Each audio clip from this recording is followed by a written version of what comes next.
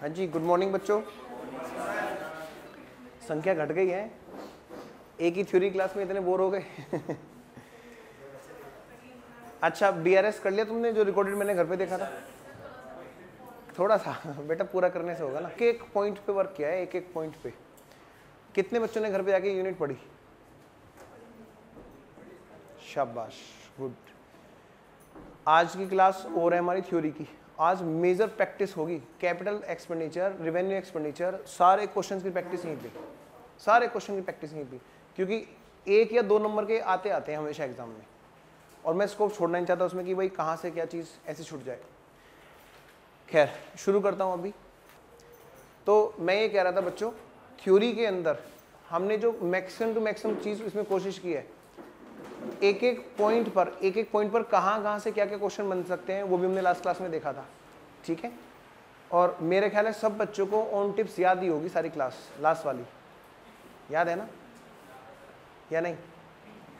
अच्छा, आओ 5 मिनट लगाएं क्विक रिवीजन पे। ये रिवीजन ही है जो आपके साथ में लास्ट तक जाएगा एग्जाम के अंदर जाने तक।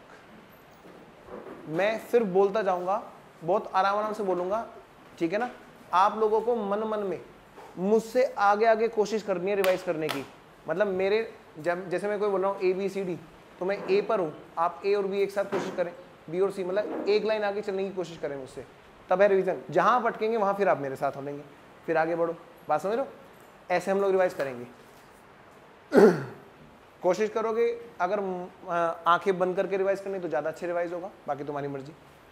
मैं क्विकली स्टार्ट करता हूँ फटाफट से।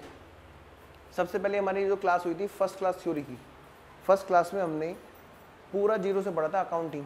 अकाउंटिंग की definition American institute of certified public accountant ने दी थी। उसने पहले 1961 ना, उसमें कमेटी थी उसकी जिसने डेफिनेशन दी थी। वहाँ पर एक कमी रह गई थी कम्युनिकेशन वाली, जिसको पूरा किया था 1967 में, 1966 में। यहाँ पर डेफिनेशन किसने दी थी? Accounting standard board. Accounting standard board नहीं, शायद प्रिंसिपल बोर्ड था। अकाउंटिंग प्रिंसिपल बोर्ड था उसका, अमेरिकन इंस्टीट्यूट का, ठीक है। उसने 1967 में डेफिनेशन दी थी, 1970 में। अच्छा, उसने क्या चीज़ जोड़ी थी इसके साथ? कम्युनिकेशन। लेकिन उसने उलझा दिया था वर्ड्स को, फिर उसको फर्दर क्लैरिफाई किया था American institute certified public accountant के ही किसने प्रिंसिपल बोर्ड ऑफ। बेटा कुछ उलझन हो रही है। सबसे पहले 1961 में किसने किया था? कमेटी ने। उसके बाद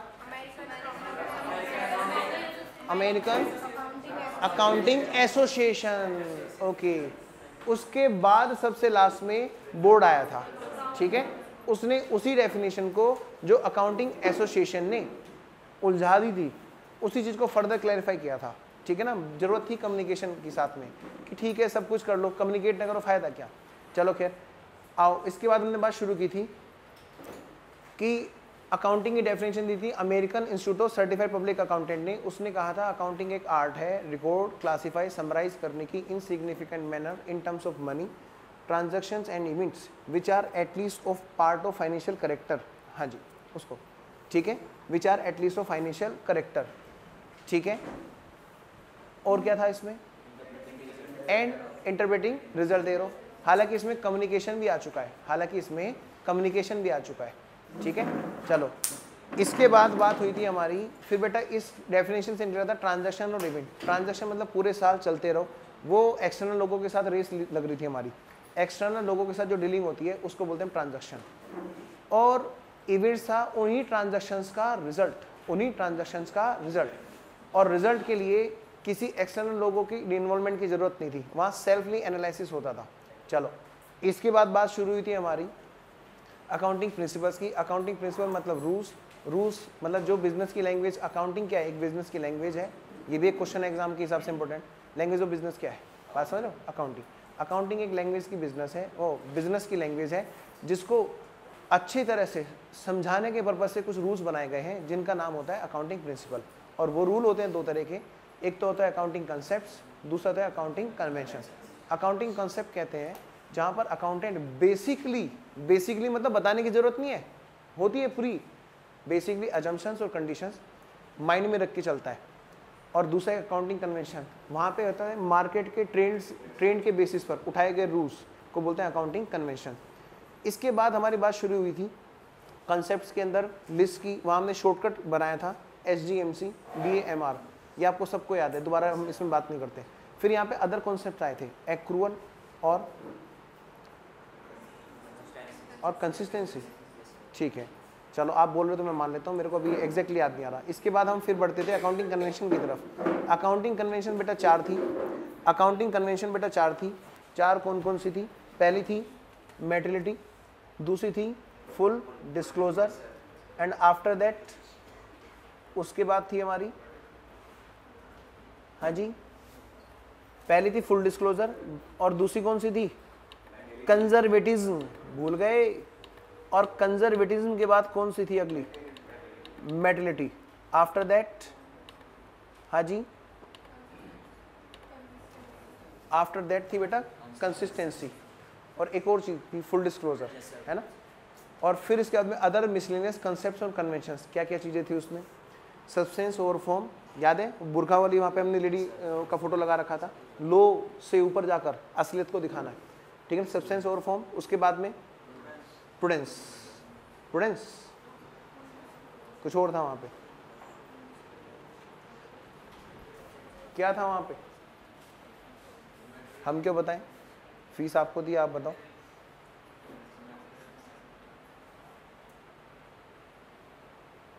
हाँ जी, materiality, conservatism, full disclosure, consistency, ठीक है। इनके बाद में हम बढ़े थे आगे, सब्सटेंस और फॉर्म और कॉस्ट बेनिफिट। बेटा तराजू था, इसको ऐसे याद कर लेते हैं, बुरका वाली लेडी तराजू लेके आई थी, सिंपल भाई, हमें एक टेक्निक डेवलप करनी होती है। यानी बेटा सब्सटेंस और फॉर्म, तराजू लेके, कॉस्ट बेनिफिट लेके आया था, ठीक है ना। एब्रीवेशन ऐसे बनानी होती है बेटा, अंग्रेजी एक ऐसा तरीका होता है, इससे आप ऐसी चीज याद, इस तरीके से याद कर लेते हो पूरी चीज को कि आप भूल भी नहीं पाते हो कभी भी, क्योंकि आपको ना एक सेंटेंस जल्दी याद हो जाता है इन कंपैरिजन टू एक लिस्ट, ठीक है ना। हमें उसी लिस्ट को एक सेंटेंस की फॉर्म देनी होती है, बस याद करने की टेक्निक। आफ्टर दैट फिर बेटा हम आगे बढ़े थे, ये तो ठीक है। इसके बाद में फटाफट से अकाउंटिंग पॉलिसीज की बात हुई थी, मैंने आपको एक बहुत चीज़ बताई थी, स्पेसिफिक अकाउंटिंग प्रिंसिपल पॉलिसी होता है और मेथड उसका अप्लाई करने का। बेटा इसमें कोई लिस्ट नहीं है, आप बैलेंस शीट में असेट साइड से शुरू हो जाइए लेफ्ट साइड तक, आप अपने आप पॉलिसीज गिनवा सकते हो। फाइनेंशियल स्टेटमेंट में मैंने आपको बताया था बेटा क्या क्या चीज़ शामिल होती है, कैश फ्लो भी शामिल होता है, ये तो आपको याद ही रहता है, और नोट्स टू अकाउंट्स भी होते हैं। फिर आफ्टर दैट बेटा मेन क्या था, क्या रिलेवेंसी और रिलायबिलिटी, क्या सेंटेंस बनाया था वो, रिलेवेंट और रिलायबल बातें, इंफॉर्मेशन अंडरस्टैंड करके, कंपेरेबिलिटी, है ना, कुछ सेंटेंस था ना, पता है वो सेंटेंस है ना ऑन द स्पॉट बनते हैं, ऐसा नहीं कि फिल्म चल रही है कोई प्री स्क्रिप्टेड में लिख के लाता हूँ फिर वो चीज़ करता हूँ। जो चीज़ होती है ना आपके सामने एकदम दिल से होती है और ऑन द स्पॉट होती है, और उस टाइम पे मैं जो लिखाता हूँ आप उसको देखा करो, उसको ऐसे कैसे याद करना चाहिए ना आपको। आप बताओ, अभी आपको याद नहीं, मेरे को खुद याद नहीं मैंने उस टाइम पे क्या चीज़ है जो दिल से बनाई थी आपके साथ में हैंड टू हैंड। खैर हाँ बेटा क्या था, क्या था बेटा, रिलेवेंट और रिलेवेंट, अच्छा रिलेवेंट और रिलायबल बात, इंफॉर्मेशन अंडरस्टैंड हो जाए ताकि कंपेरेबिलिटी बन जाए, गुड, ठीक है। आ जाओ बेटा आगे बढ़ते हैं। इसके बाद में तो दुनिया भर की इसमें वो थी बेटा, ये सब वही हैं, ये सब वही हैं अदर वाली कैरेक्टरिस्टिक्स जो कन्वेंशन और कंसेप्ट थे, बस उनको नाम यहाँ पे कैरेक्टरिस्टिक्स का दे देते हैं, हो गया काम, ठीक है। पर अगर मेन 4 पूछे जो क्वेश्चन बनता है एग्जाम के हिसाब से तो वही बतानी है, अंडरस्टैंड करने के लिए रिलेवेंट और रिलायबल बातें, इंफॉर्मेशन होनी चाहिए ताकि कंपेरेटिव बन जाए। हाँ जी, नहीं ऐसा हो नहीं सकता, क्योंकि कहाँ पे बेटा मैं बताता हूँ फिर, अगर ऐसा हुआ ना क्वेश्चन, अगर ऐसा हुआ कि 4 नहीं आप 2 बताओ, तो आपको इन्हीं चारों में से ए बी में से वही देगा, इनके अलावा और मेन में नहीं आते, आपको इन्हीं दोनों में से जो आएगा ना सेलेक्ट, चाहे ए बी, अगर अलग अलग उसमें दिए तो ए और बी कंबाइन करके सी ऑप्शन भी देगा, आपको फिर सी सेलेक्ट करना है। अगर आपने बोला कि 4 ऑप्शन में से जैसे रिलेवेंट और रिलायबल, ये 2 ऑप्शन दे रखे हैं सपोज करो, और सी ऑप्शन पता नहीं मेटर्निटी दुनिया भर की चीजें दे रखी हैं। उसने कहा 2 मेन बताओ, 2 मेन बताओ। एक सी ऑप्शन है मेटर्निटी का और डी ऑप्शन है A and B, A and B. तो बेटा हमें ए एंड बी सेलेक्ट करना है, क्योंकि उन 4 जो मेन है या तो हमसे चारों मेन पूछे या इन्हीं में से मेन पूछेगा, तो बेटा हमें वो दोनों बताने हैं। ऐसा कभी होगा नहीं कि एक पूछेगा, अगर वो एक क्वालिटी देगा मेन तो वो एक ही पूछेगा। ठीक है बच्चों। नेक्स्ट अकाउंटिंग साइकिल मैंने कहा था बेटा, इसमें रिकॉर्डिंग, क्लासिफाइंग, समराइजिंग। यहाँ मैंने एक चीज बताई थी बेटा, बुक कीपिंग में सिर्फ समराइजिंग का ट्रायल वाला हिस्सा इन्वॉल्व हो जाता है। इंटरप्रेटिंग, इस बार तो बल्कि इंटरप्रेटिंग पे क्वेश्चन ही आ गया था। इंटरप्रिटेशन का मतलब क्या होता है? एक्सप्लेनेशन, जो मैंने आपको लिखाया है। खैर come to the point. General book पढ़ा था, क्रोनोलॉजिकल ऑर्डर में रिकॉर्ड होती है, बुक्स ऑफ ओरिजिनल रिकॉर्ड भी बोलते हैं।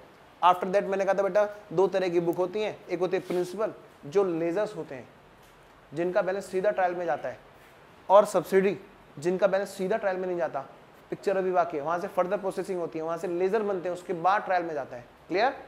आगे बढ़ो। नेक्स्ट सब्सिडी बुक, खैर ये तो समझ चुके हैं, ठीक है। नेक्स्ट फिर यहाँ पे मैंने एक चार्ट बनाया था, क्विकली रिवाइज करते हैं चार्ट को। जनरल बुक 2 तरह की है, प्रिंसिपल और सब्सिडी।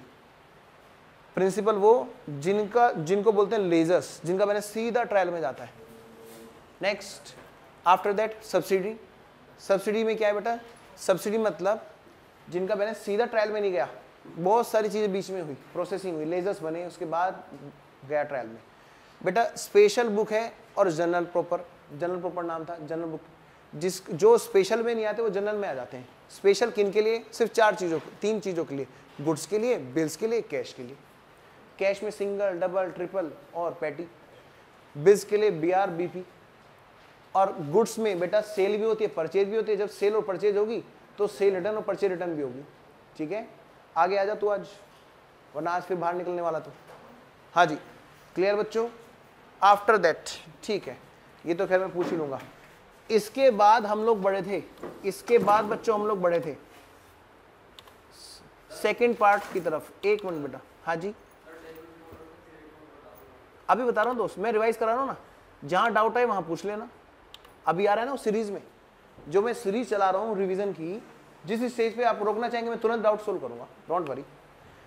हाँ जी बेटा, फिर हम बढ़े थे आगे थ्योरी की स्लाइड पार्ट 2। इसमें क्या था बेटा? Fundamental accounting assumptions. मैंने कहा था बेटे कई सारी अजम्पशंस है, कई सारे कंसेप्ट है, लेकिन उनमें फंडामेंटली कौन से हैं? तो आपको इन तीनों को बताना है। GCA, बहुत अच्छा आपने एब्रिविएशन बनाई, GCA, गोइंग कंसर्न, कंसिस्टेंसी और एक्रूअल। बेटा ध्यान रहे, ये IPCC लेवल पे भी आता है, ये आता है 4 नंबर का क्वेश्चन IPC लेवल तक, क्योंकि ये फंडामेंटल होता है और IPCC में फंडामेंटल की बहुत जरूरत होती है। आप और मैं जब पार्टनरशिप पढ़ेंगे, मेरी गारंटी, आप अभी जब पार्टनरशिप पढ़ लोगे CPT की, आप बेटा IPC लेवल तक का क्वेश्चन सोल्व करोगे। हर बैच में ऐसा हुआ है, मैंने हर बैच में बच्चों को दिखाया है लेटेस्ट एग्जाम का क्वेश्चन IPCC का, एक फुल स्टॉप तक नया नहीं IPC लेवल पर। फर्क सिर्फ इतना है वहां क्वेश्चन ज्यादा है, बस आपका ही फंडामेंटल आगे जा रहा है। ये बेटा नींव है आपकी, जिसके ऊपर वो बिल्डिंग खड़ी की जा रही है, और इत्तेफाक से वहां चैप्टर सेम है बिल्कुल। आइए आगे बढ़े बेटा। तो फंडामेंटल को स्ट्रॉन्ग रखना चाहिए। डेबिट नोट, मैंने कहा था ये एक ऐसा पेपर होता है जिसके जरिए पार्टी को बताया था कि हम आपको डेबिट कर रहे हैं। और क्रेडिट नोट, अभी क्रेडिट नोट ऐसा होता है जिसके जरिए हम बताते हैं जिसके नाम में पार्टी, भाई पार्टी हम आपको क्रेडिट कर रहे हैं। बेटा वो डेबिट और क्रेडिट सेल परचेज के अलावा किसी भी रीजन से किया जा रहा हो, उस केस में आप उनको पर्चा दोगे कि भाई देखो पार्टी हम आपको डेबिट कर रहे हैं। स्टडी मेट ने सिर्फ एक ही बात बताई, रिटर्न रिटर्न रिटर्न, बस। और बच्चा सोचता है कि सिर्फ सेल्स रिटर्न और परचेज रिटर्न के केस में यूज होता है, नहीं बेटा, और भी वजह हो सकती है और भी वजह हो सकती है जहां पर पार्टीज को एक दूसरे को डेबिट किया जाता है अदर देन सेल और परचेज।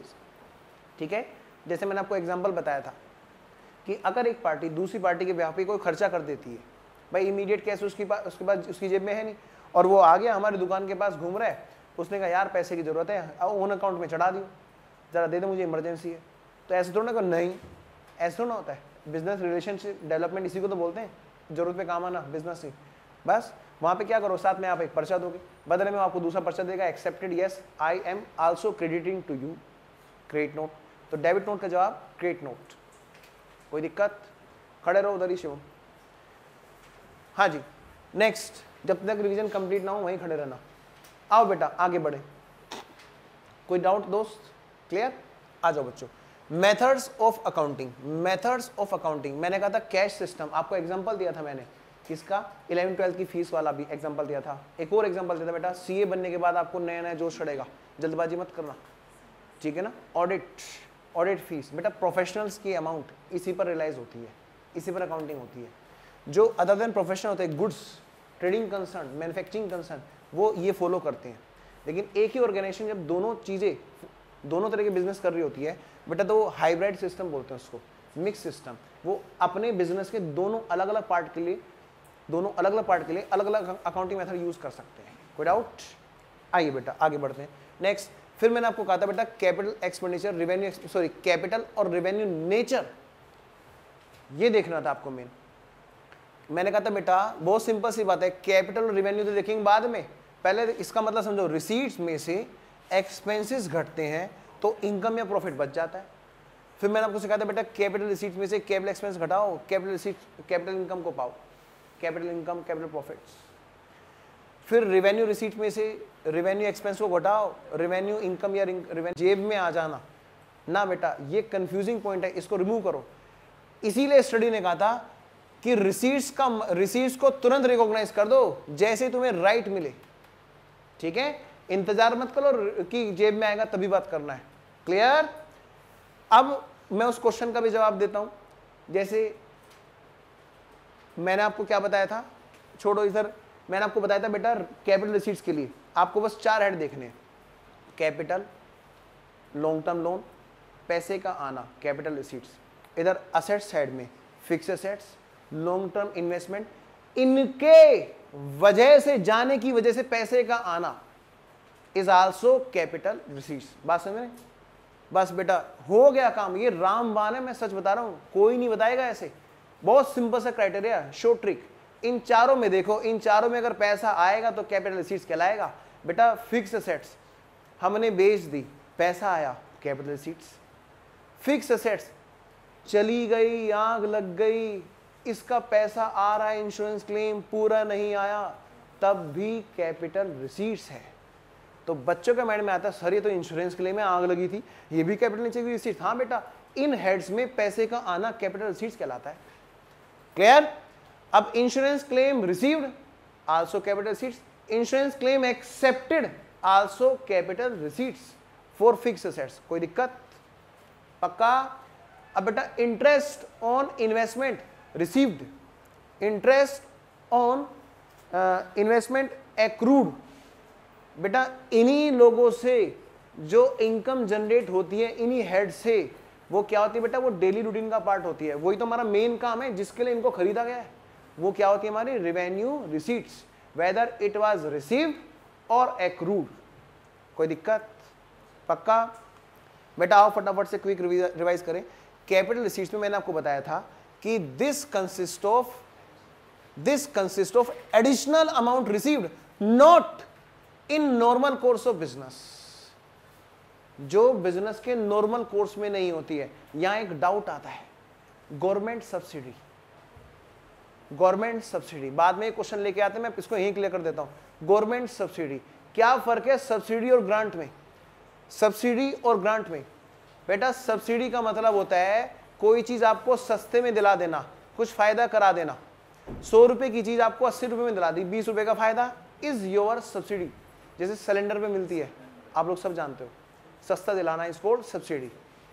और वही सिलेंडर, मान ले सपोज करो 100 रुपए का सिलेंडर आता है, सपोज कीजिए, और वो हमें गवर्नमेंट 80 रुपए में दिला दे, सपोज कीजिए बेटा, तो 20 रुपए क्या है हमारी सब्सिडी।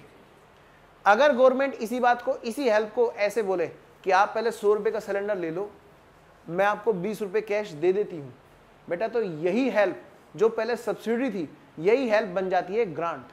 मतलब ग्रांट और सब्सिडी में क्या फर्क है? सब्सिडी में आपको चीज सस्ती दिलाकर फायदा कराया जाएगा, आपकी जेब से जाएगा ही नहीं। ग्रांट में आपको कैश दिया जाएगा। क्लियर? अब ये जो पैसा गवर्नमेंट देता है, बताओ बेटे गवर्नमेंट क्या हमें नॉर्मल कोर्स में मेहरबानी ऐसी करती रहती है?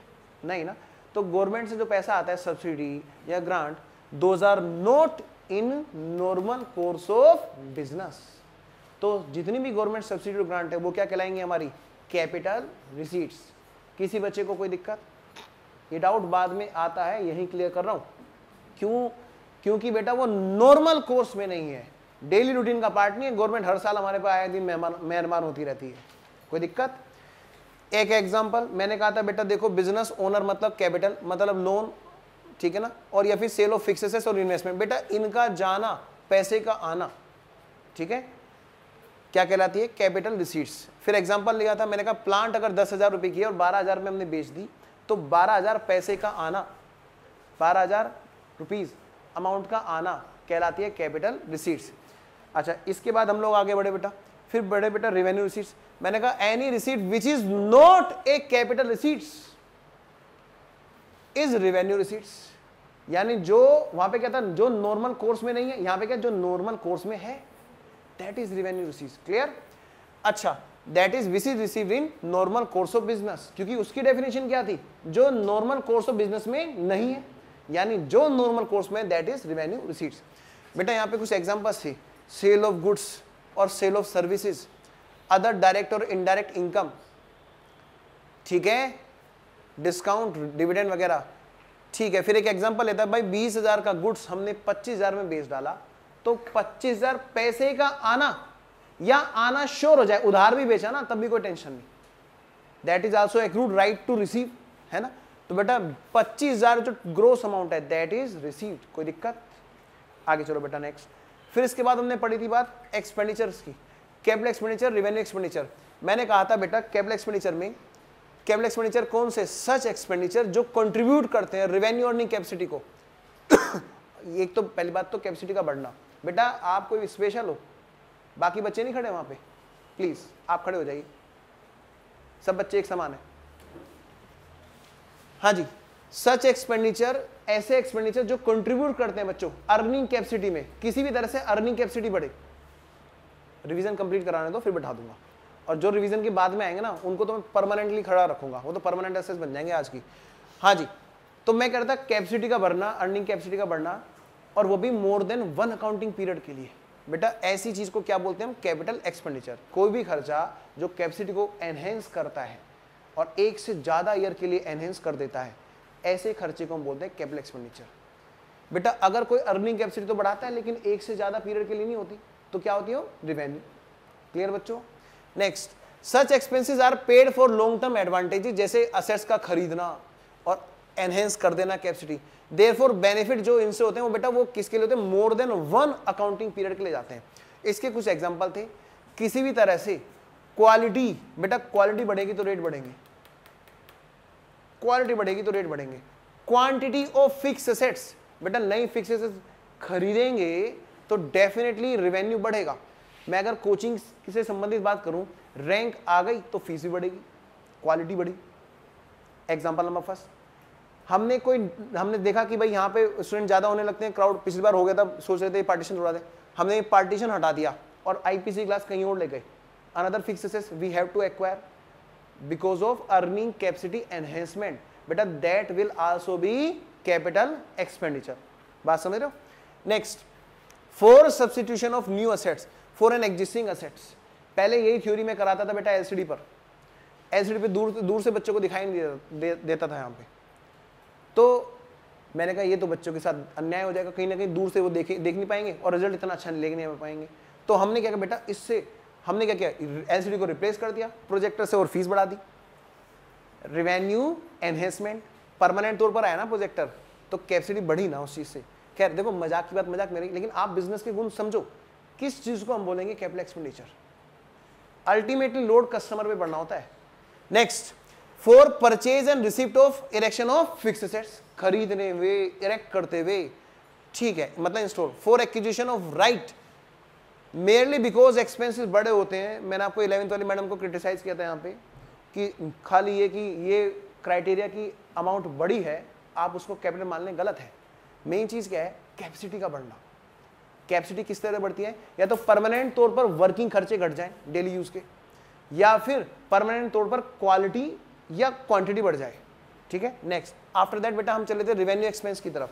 रेवेन्यू एक्सपेंस क्या होते हैं, वो जो इनकर किए जाते हैं to generate revenue for a particular period, मतलब एक पीरियड के अंदर अंदर जो रेवेन्यू जनरेट करने से संबंधित, तभी तो हम बोलते हैं कॉस्ट ऑफ गुड्स सोल्ड को रेवेन्यू क्यों बोला जाता है, क्यों बोला जाता है नॉमिनल, क्यों नहीं बोला जाता उस गुड्स को जो क्लोजिंग स्टॉक में उठा के रख लिया गया, वो भी तो इस साल खरीदा लेकिन वो अगले साल जाके नॉमिनल बनता है कॉस्ट, इसलिए वो रियल बन जाता है और वो बाद में अगले साल जाके नॉमिनल बनता है।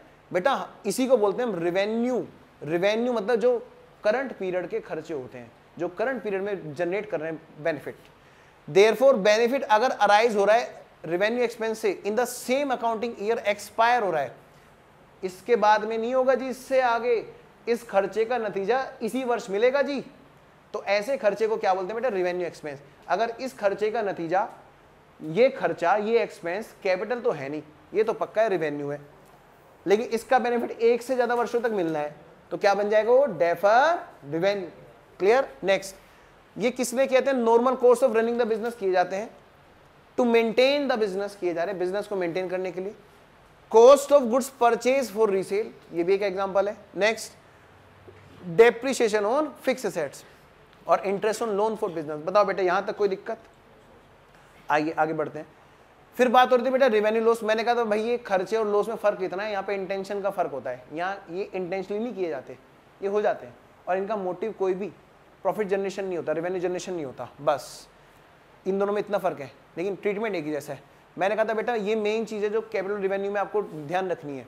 क्या क्या, नेचर ऑफ बिजनेस डिपेंड करता है। मैंने आपको एग्जांपल दिया था फर्नीचर, एक फर्नीचर दुकान वाला जिसका काम फर्नीचर खरीदना बेचना है, उसके लिए वो क्या है, रेवेन्यू नेचर, गुड्स है उसके लिए। लेकिन मेरे जैसों के लिए, हम जैसों के लिए फर्नीचर खरीदना रोज की बात नहीं है, चलो चलो कुर्सी खरीद के लाते हैं, घूमने जा रहे हैं, ऐसा थोड़ा ना होता है। कुर्सी की जरूरत होगी तभी तो लाएंगे ना, और पता नहीं कितने टाइम तक जाएगी। हमारे लिए वो क्या है, fix assets, capital nature, depend करता है नेचर ऑफ बिजनेस के ऊपर। Recurring nature of expenditure, bar bar mostly वो होते हैं जो रेवेन्यू होते हैं, मोस्टली ये लाइकली क्राइटेरिया है, not fix criteria. Next purpose क्या होता है एक्सपेंसेस का, बेनिफिट जनरेट करना more than one accounting year में और सेम अकाउंटिंग ईयर में और लॉन्ग टर्म पीरियड के लिए। बात समझ रहे हो, अगर more than one accounting period है और लॉन्ग टर्म के लिए है तो कैपिटल, अगर more than one accounting year है बट नॉट लॉन्ग टर्म तो डेफर रेवेन्यू, और अगर सेम अकाउंटिंग ईयर है तो रेवेन्यू।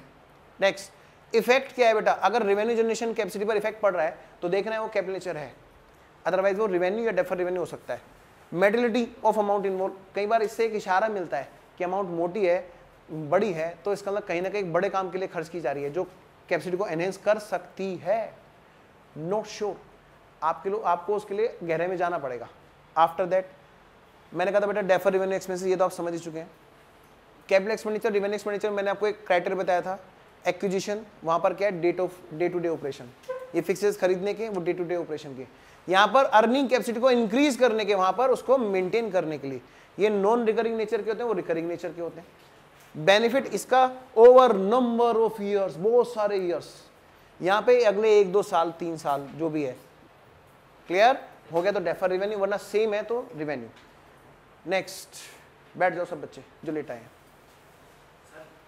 पहले 1 मिनट रुको, इन बच्चों को बैठा लूंगा। आयुष इधर आओ, तुम्हें दिखने में दिक्कत होती है, उधर बैठ जाओ सेकंड वाली रो में, सेकंड वाली रो में। आयुष सेकंड वाली रो में।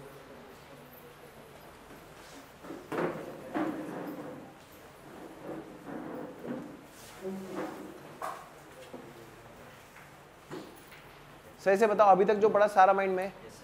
बेटे इसको बोलते हैं पैकिंग। ऐसे आपको ना, आप बस 10 दिन तक सेल्फली पैक कर लो इस चीज को, फिर मजा आ जाएगा आपको। आज तू आगे आ जा, गौरव इधर आ जा, तेरे पीछे अजय बैठ गया आजा जल्दी आ जा, चल ठीक है, मेरे को तेरे पे पूरा विश्वास है, सच बताऊं कसम से। खैर हाँ बेटा, अब कोई बच्चा पूछा था, पूछो डाउट।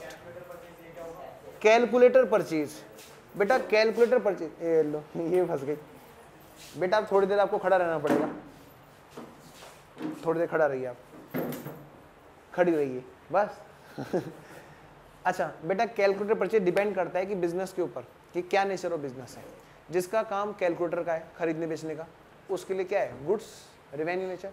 लेकिन जिसका काम वो एज ए असेट्स है, मतलब नॉर्मल नेचर नहीं है, उसके लिए वो फिक्स असेट्स है।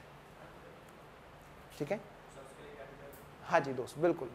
हाँ जी, और कोई डाउट अभी तक का? फिर बेटा हम क्वेश्चन की प्रैक्टिस करने जा रहे हैं। हाँ जी पूछो। पेन पेंसिल ये सब स्टेशनरी होती है, मैं मानता हूँ। मेटेरियलिटी क्या बोलती है? सब कुछ नहीं दोस्त, गलत बोल रहे हो, गलत बोल रहे हो आप। आपका क्वेश्चन सही नहीं है, और आपका क्वेश्चन आपको पता नहीं है आप पूछ क्या रहे हो। या तो आप क्वेश्चन पूरा अच्छे से बोलो। बोलो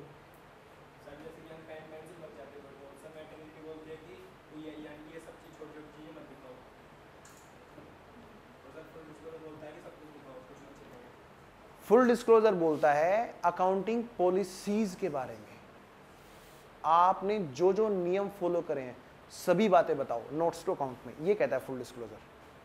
और बात आती है मेटेरियलिटी की।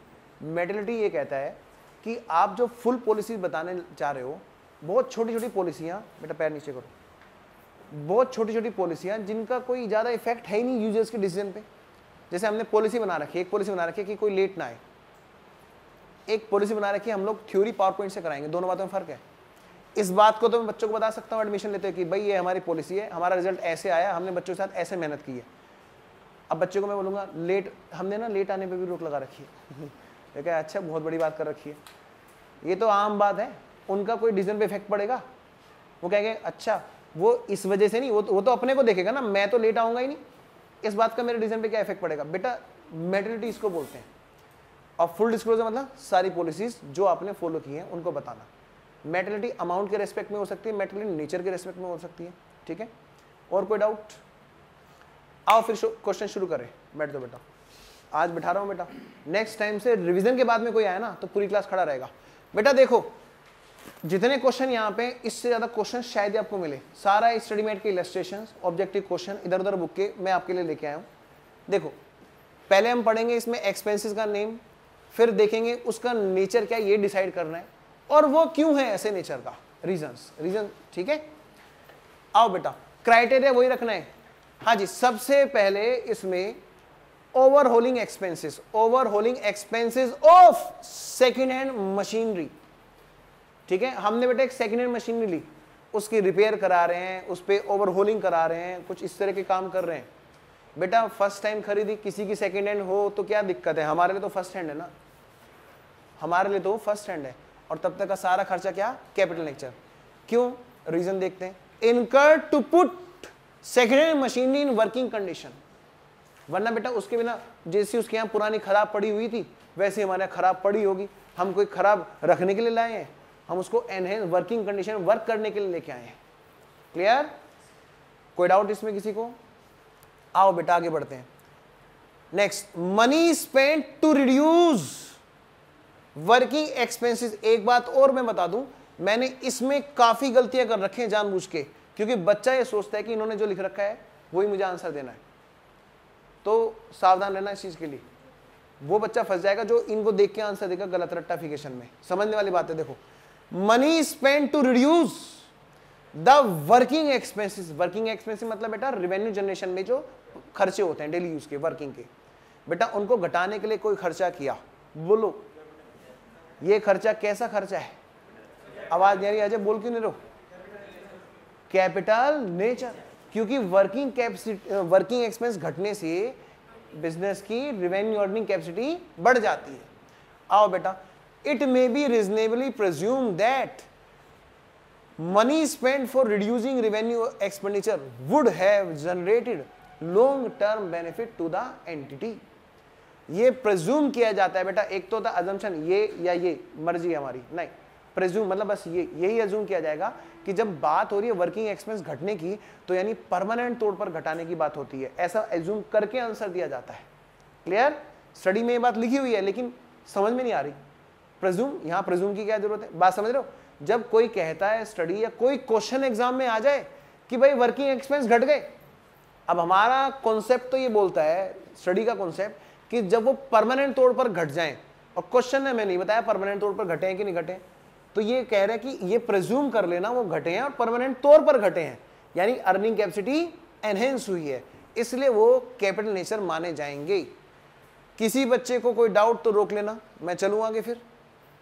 आओ बेटा नेक्स्ट, अगला इसमें बेटा legal fees to acquire, main काम ये है। अगले केस में लीगल फीस, लॉयर की फीस to defend, legal fees to acquire the property. बेटा अक्सर क्या होता है, जब प्रॉपर्टी आप खरीदते हैं तो स्टैम्प एक्सपेंस, रजिस्ट्रेशन कराने के खर्चे वगैरह वगैरह, वो खर्चे कैपिटल नेचर के हैं या रेवेन्यू नेचर के हैं? डेफिनेटली कैपिटल नेचर के, ठीक है ना। और रीजन देखें, it is part of cost, खरीदने के ऑफ दैट प्रॉपर्टी। कोई दिक्कत किसी बच्चे को?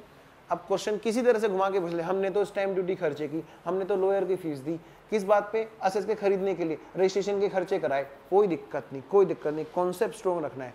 ये टू एक्वायर है, ये खर्चे लीगल हैं लेकिन टू एक्वायर है, इसलिए वो कोर्स का पार्ट होंगे। कोई दिक्कत किसी बच्चे को? आओ बेटा आगे बढ़ते हैं नेक्स्ट। हाँ जी, लॉयर फीस, ज्यादा उधर हो गया। Lawyer fees to defend a sue claiming that firm's factory site belonging to plaintiff land।